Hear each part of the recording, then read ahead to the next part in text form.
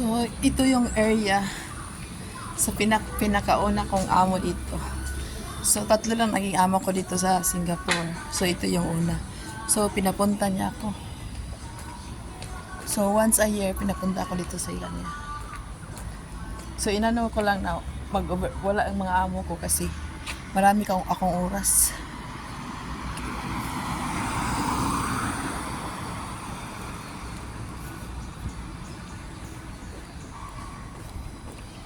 So, dati yung school ang alaga ko ay doon.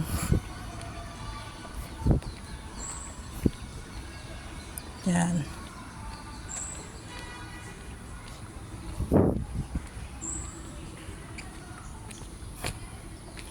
So, dito kami dati maglaro kami ng soccer.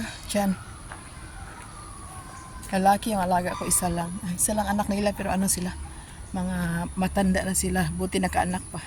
Nag-asawa sila mga may edad na sila. Buti at nagkaanak pa ng isa. At ang bait pa ng bata. Matalino at saka mabait. Pero parang ano na, malapit nang mag-asawa ang anak nila.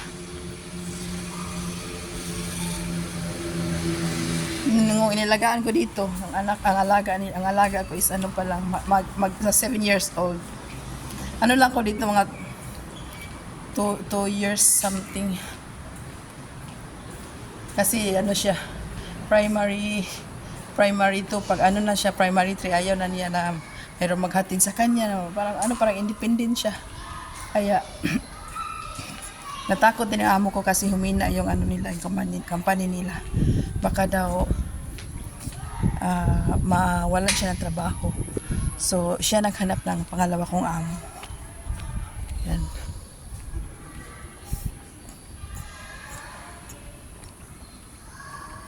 So, ang ganda ng ano nila, mga waste disposal nila. Yung amo ko lalaki is ano siya. Nag-asawa sila para mga 50 plus na. Then yung amo kong babae is magpo 40 na. Kasi ngayon yung alaga ko is 22.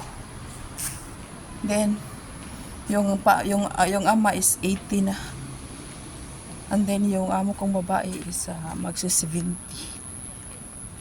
Yan. So dito lang. Pinalitan na yung kulay kasi dati ang kulay dito is blue. Yan. So dito naglaro kami ng badminton dyan.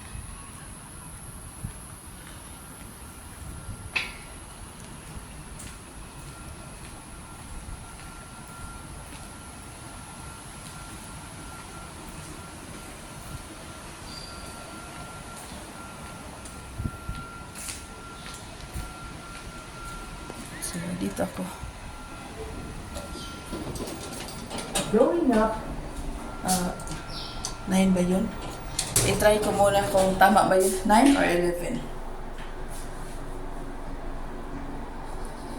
Kasi iba naman ang ano yung kung mali, maano ko naman. Kasi may tanin sa labas.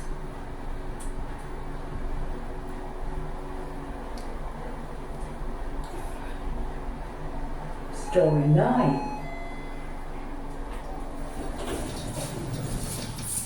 Going down.